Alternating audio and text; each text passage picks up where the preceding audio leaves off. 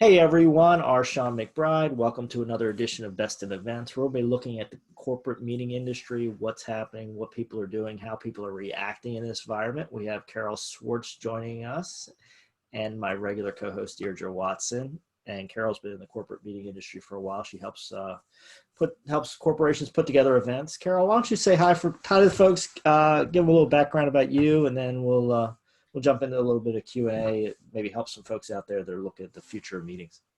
Hey, my name is Carol Schwartz. My company's name is J. Brooks Limited. I'm a corporate event planner. I've been in the business about 15 years, working with medium-sized corporations to create events all across the United States, usually in different cities. They like to be in cities. It's their attendees love to go out at night and do things, so we try to pick cities that may be interesting for them and where my client can get some support. So, in this environment, obviously everyone's, been going through a lot of changes. Yes. But one of the things the first question Deirdra had was, what are you seeing right now with your corporate clients? Mm-hmm. And it's basically a free-for-all. Okay. They are scrambling. Mm-hmm. And I think the first thing that I try to tell them is go in the order of the conferences you are doing. Yeah. If you plan something for this March and it got canceled, try to recreate that conference either in the same place later or move it to another time. Yes. So everybody, including the hotels, are trying to figure out, how do we deal with all these people trying to change everything? Yes. And most of the clients have either canceled or moved their conferences. Rescheduling for the fall is still sketchy, but some of them are doing it. Mm-hmm. But I'm recommending try to move to November, December, or early spring next year. Yeah, so you're talking about a long move, and for a conference that was supposed to be spring of 2020, if you move spring of 2021, you've really skipped the year potentially. Well, they can't take the the revenue fall from that. So Right. They're trying to recoup what they're going to be losing. They're going to be losing anyway because the conferences aren't going to be as big. There's no question about it. Right. Nobody knows what size they're going to be.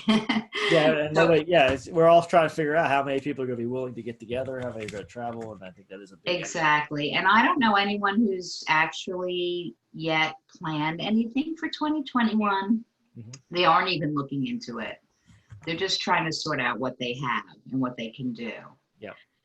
Some of the hotels are sort of sticking to their guns and trying to, be tough. But, once you start telling them that, they're unreasonable, they back off pretty quickly now. Sure. I'm sorry, go ahead. No, I was just going to say, in regards to what's happening with your clients and with the hotels, what are you seeing right now that surprises you, doesn't surprise you? Well, what surprises me, it's interesting, my clients aren't really, they're thinking it through only to a certain point. They're like, okay, I can do my March event in September, fine, send me the contract with the change dates and I'll sign it. They're not really reading through that contract and saying, wait a minute here, I'm not going to be booking as many rooms. Mm-hmm. And I don't really, if I'm in the summer and it's off season there, why am I going to be paying the same room rate?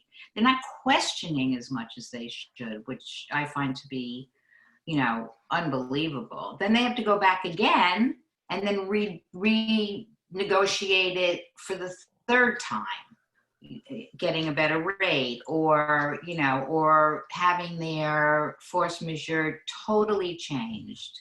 Are you seeing different things in force majeure now?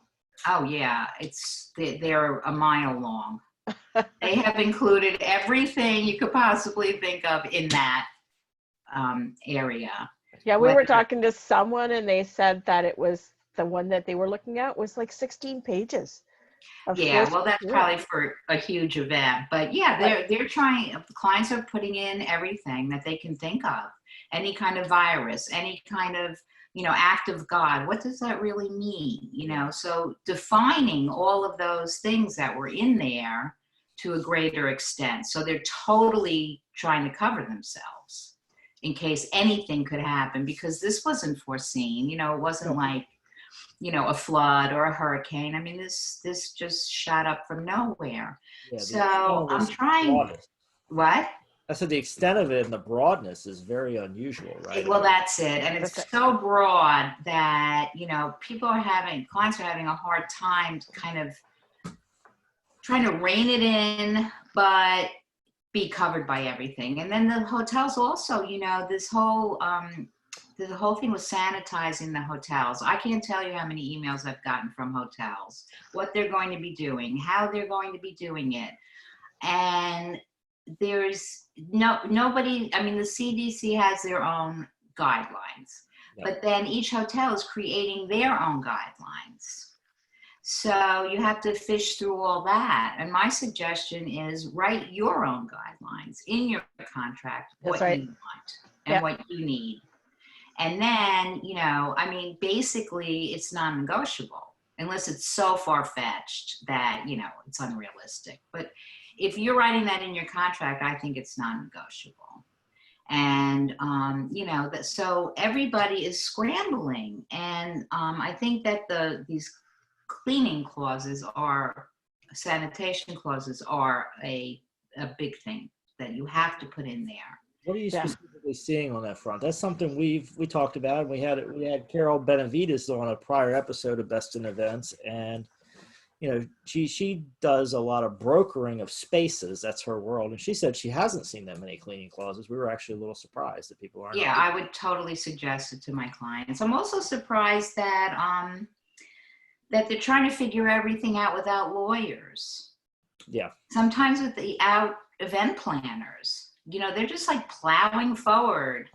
And I suggested to one of my clients, like, you need an event lawyer, not just your friend who happens to be a lawyer, but an event lawyer who knows the ins and outs of this, because it's getting very finite and you have to cross your T's and dot your I's. You can't leave anything untouched. And that's one of my surprises, is that they haven't been moving in that direction. Yeah, I mean, we saw the fallout of it, and these are contracts, right? And suddenly everybody, when these started to get canceled, I remember there was a very touchy period right when the start of the outbreak, because there weren't the official government shutdown orders yet, but a lot of conferences thought it was advisable to cancel their conference. And so they were in this very weird spot where it would still legally be permissible to have the conference, but they didn't really want to have the conference. And the contracts, if they didn't have the right force majeure, or, now we're moving into cleaning provision, you don't have the right provision in your contract, you're kind of stuck with what you got. Exactly. Yeah. One of the biggest things that we have seen in regards to that fallout was, they were canceling, but the hotels hadn't canceled yet. So there wasn't that impossibility of service. Right. And that's one thing that we've got to be really careful of moving forward, is the cleanliness protocols and procedures. And I know that even one of the airlines are looking at that, and one of the major airlines here in Canada just released their protocol guidelines, which all we've seen from some of the other airlines is that, everybody will be requested to wear masks. They came out with basically what their protocol for cleanliness on their planes will be. And one of the biggest questions that we had, or that conversations that I've had, is how do you, in regards to these cleanliness protocols, and Carol, talking to you as a corporate planner, a lot of people were saying, well, we can take their temperature. If you're asymptomatic, you won't have a temperature, because you've got 3 to 5 days before that temperature kicks in. So, that has to be part of your protocol, even for your attendees. Yeah, obviously there's a lot of questions that need to be answered, and also state by state. every state is now different. Some are That's right. partially opening, some are not opening. So, you know, I think that you really, I mean, it's to your benefit when you're to postpone your event, realizing that this is a process when the states are starting to reopen. So just because they say May 20th, it doesn't mean that they're open fully. And that opening process could take a month or 2 months. So, you know, people who are planning trips or planning events and they go, well, you know, Georgia opened. Well, they really didn't fully open. And the question then is, you know, you're not a doctor. Do you know if they partially opened, if things aren't going to get worse in the future? So there are a lot of questions, but the main thing is that you have to cover yourself in these contracts. And then you also have to make sure that you're telling your attendees like up to date, almost minute by minute changes, protocol that you're doing, things that you're planning to protect them, ways that, you know, you can encourage them to come to your next event, that you're doing your due diligence. And I think the more that you do that and the more that you hit them over the head with it, the easier it will be for them to say, you know what, this company is doing a really good job of, you know, protecting me and trying to, you know, cover all the bases. So I think I'll go to that event, because the other guy's event, I haven't heard a thing. I don't know what they're doing. So I think the more you tell your client and the more, I mean, you're not going to tell them you're, you know, having problems negotiating the new contract, but you're going to keep them abreast of what exactly is going on and how your company is going to protect them. So yeah. I think that's a big thing. And, you know, as I said, so far, I haven't seen any new contracts coming up, or even my clients asking to look for 21. They don't even know where to go or what to do. I think everybody's still just in shock and they're waiting to see, right? I mean, yeah, but every day everybody's losing money. And I think, you know, that's front and foremost. And a lot of the states, you know, aren't allowing people to travel, you know, if they're in government, and things like that. So you have to be up on top of what each state is doing and try to sort of coordinate it into where your attendees are coming from. Yeah, I think you have an issue with getting people there, right? I mean, the airlines still aren't running normal. They're still getting their cleaning and mask procedures in place right now. And like you talked about, you know, some states and some private employers are saying, hey, don't travel, right? We're not going to. Of course, they don't want their people traveling. No, exactly. An issue. Yeah.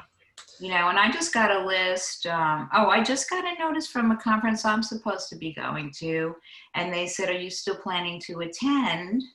And if you are still interested in seeing these particular people? And I was like, why are they asking me these questions if they're writing on top of that, we're planning on moving forward? So I'm like leery that they, you know, they're probably trying to get take temperature of people and then decide. But it was a very confusing kind of thing. And I felt like, you know, just say what you mean. We're looking to see if everybody is going to attend, and then we'll make our decision. Yeah, do a survey. I'm supposed to, I go to a yearly industry conference, and it happens in August, and I'm kind of like, and it's South US, and I was kind of like, let me see, are the travel bans going to be lifted between Canada and the US? Okay. So at this point, we don't know, and at this point, I can't say I'm going to go, you know, and do I necessarily want to get on an airplane? Well, one of the reasons why I want to go to one of these is to see what exactly they're doing. That's right. Yeah. To protect everybody. That's right. I mean, yeah. That's important. And I think it's, you know, it would be beneficial to see what other people are doing to try to protect their attendees.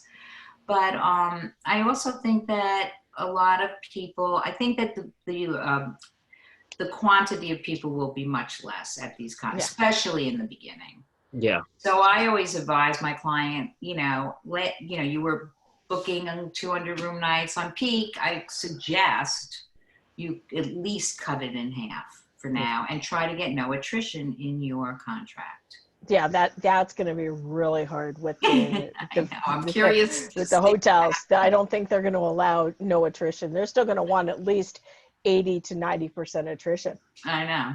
I You know.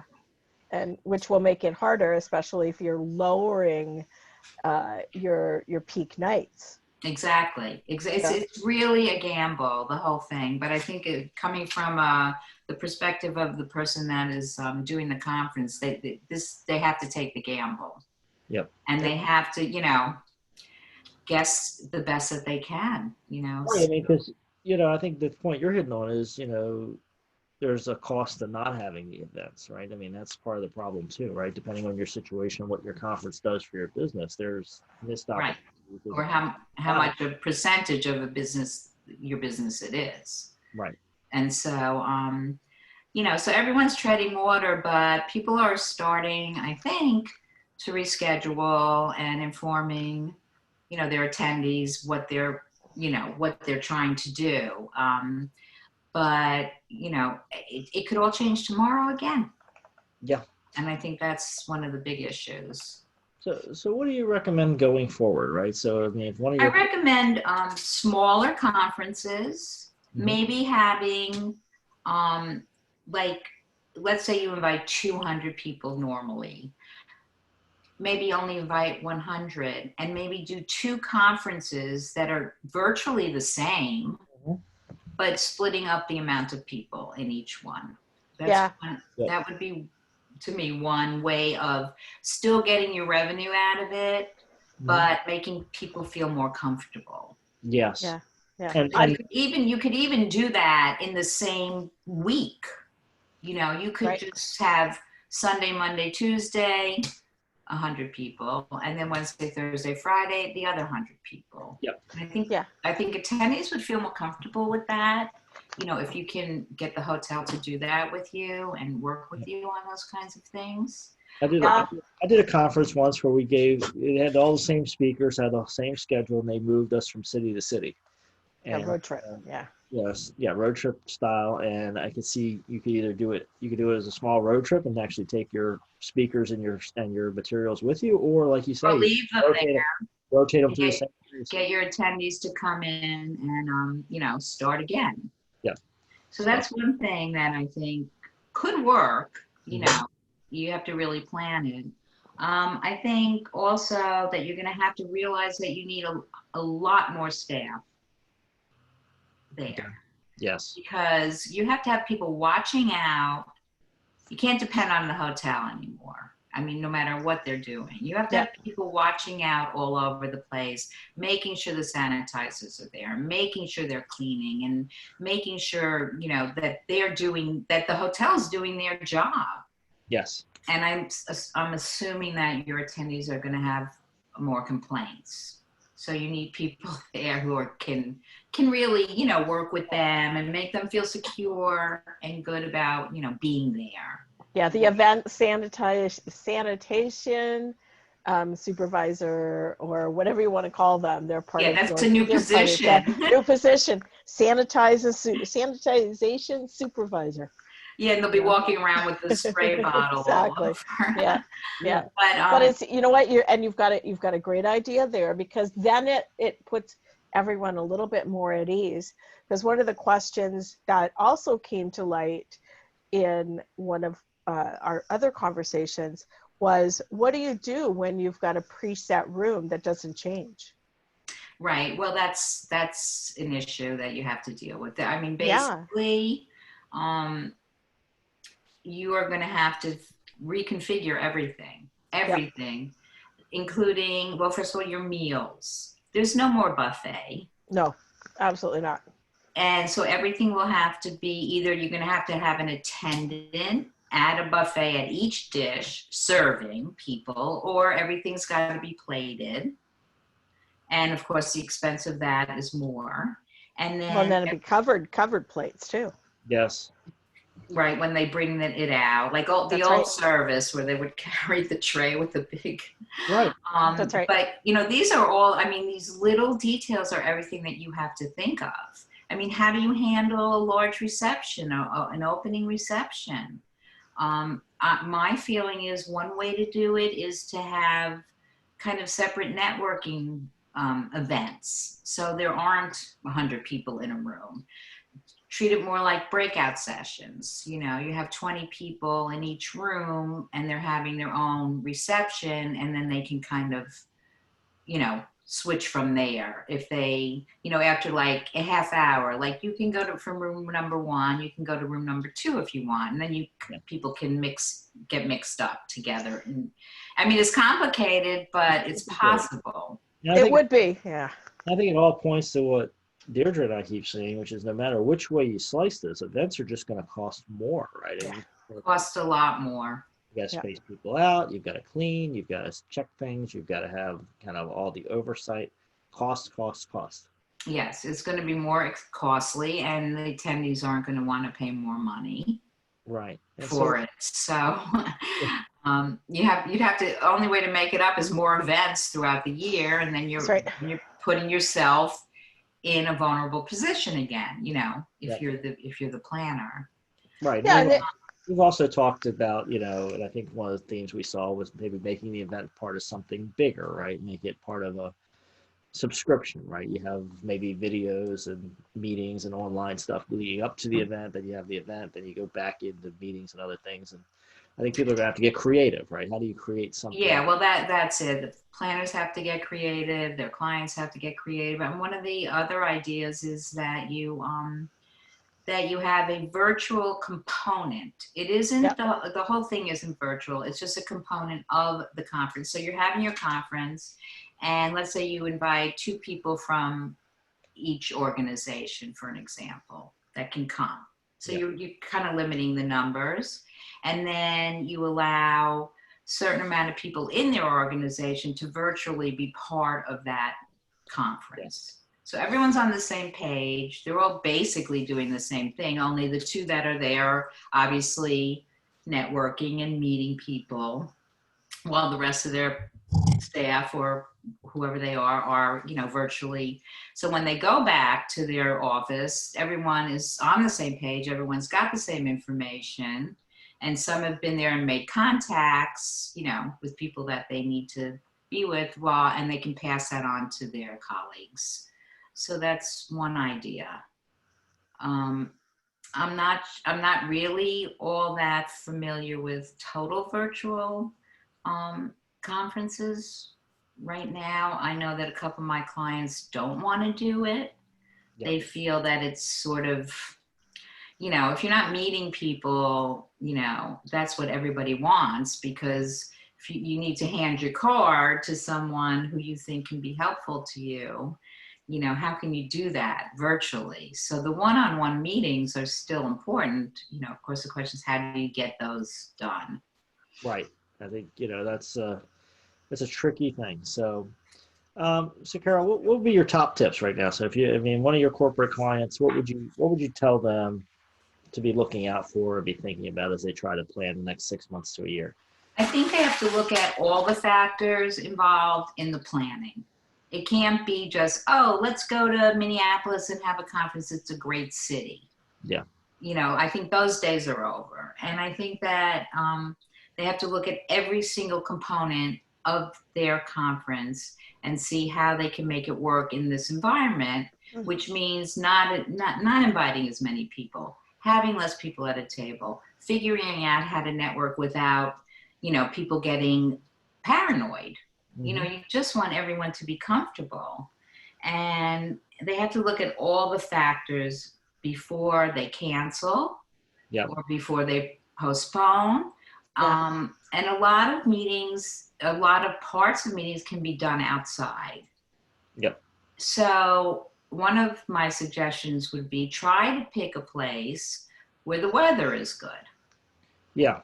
Yep. So that you have that. I mean, you can't guarantee it. It could rain, something could happen, but you at least have that opportunity to create a lot more outside events within the conference. And I think that might be helpful. I mean, a lot of times my clients are like, well, we don't do summer meetings because everyone's on vacation. Yeah. Well, no one's on vacation, going to be on vacation. Not this year. And, pick a place where you can, at least have some more space to expand in that people won't be paranoid being in. And then more local or regional, depending on the client, if they can do that. Some can, some can't. But, when people drive, they feel more secure, than flying. And even if they, even if they're flying, they don't want to fly 6 hours on a plane. Sure. So, maybe try to make more regional, smaller conferences and have more of them. Mm-hmm. And less frequent events, unfortunately. Choose wisely. Choose what's important for you. Yep. And, you're going to have to take a hit somewhere or another. So if you're choosing wisely, you can say, well, this particular conference is really important to my clients, and I need to do that one. So I'm going to move forward with that. That's important, but I'm going to get rid of that other one. That's just okay, or that I don't make as much money in. Yeah, and that's one of the things. I mean, years ago, I worked for this IT company, did asset management software, and I had worked with them for 9 years, and their conference was losing revenue, and there was another event coming in very similar to theirs. And I said to them, and one thing that they didn't have, they didn't have a trade show component. They did when we first started it, but then it was decided they weren't going to do a trade show component. So what we did is I said to him, maybe you should look at this other conference, because one, there's going to be people at that conference that don't like their current provider. Yep. And it was only going to be, let's say, $5,000 for him to be a part of that conference, and not the $30,000 to $50,000 it was costing him to do his small 200-person conference, which was now down to less than 100. So, the decision was made to go with the other one. And I have lost revenue. Right. But for me, and I think as planners, we got to be really honest with our clients on their events. What is the ROI on your event? Absolutely. Yeah. And, there's so many companies right now that are reassessing their current business model as well. So are they going to be looking at events in a different way? Of course they are. And there's going to be a lot that don't bring in or don't bring back their staff that they've let go. So another opportunity for us independent planners to reach out. And to bring the fresh ideas, I think is going to be so important when you're talking about ROI, because, cost up, number of attendees down, right? I mean, this math is not going to work unless you start mixing new things in there.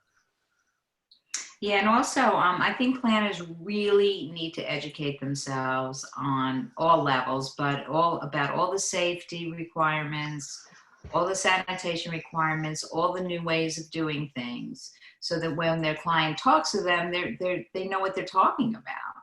Yep. And they really have to, and the clients have to educate themselves on, what the laws are, what they need to do to protect themselves. Mm-hmm. In this circumstance. I think everybody really needs to get sharper. I think that, things were going so well. Everybody was just like, oh yeah, great, I'll sign off on this, and that's fine. And food and beverage, let's have a big party, so it's all changing, but everybody's got to get smarter in order to really make this work.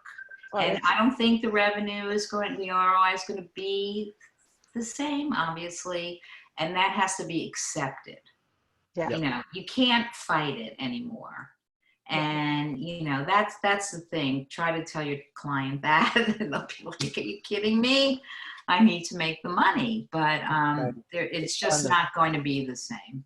Well, yeah, and we all know that when companies are faced with financial difficulties, the first place they cut is marketing and sales. Yep. That is the first place they cut. And that shouldn't be the place they should. It shouldn't be, but it is, and I'm sure, Shawn, you've seen the same. That's where they cut. It's just one of the ones that's Yeah, I mean, you're trying to look for a cost, and marketing sales usually deliver down the line, and so they're like, okay, cost, trim. And you're right, but then depending on your sales cycle, a couple months later, you got a problem, because you're so.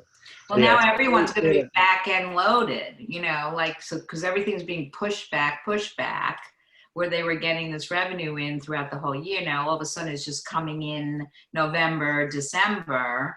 Yeah. So they really need to reanalyze how they want their business model to be. Yep. And then you have to come in as a planner and say, that's your business model. I can work with that. These are the things that we can do. And you have to be really, reading all these emails and going on webinars and getting as much information as you can as a planner is really important right now. And I would suggest that. And keep thinking of new things, be innovative, don't let, the situation take you over. You control it as much as you can. Yep. So that you are a positive force for your client. So, you're not sitting there and going, oh, woe is me, I don't know what to do. Right. Now's for fresh ideas and fresh thinking. So, well, that's it. And you really have to really dig deep right now for them. But and it's also reaching out to the clients, even though we know that they're not doing anything, and letting them know what's happening in the industry. Right. Keeping them aware of what's going on and not in the dark. For example, what are the new protocols or potential protocols for sanitation going to be? Right. Yes. And also what should they, as you said, make sure you've got the right information on the contracts. Absolutely.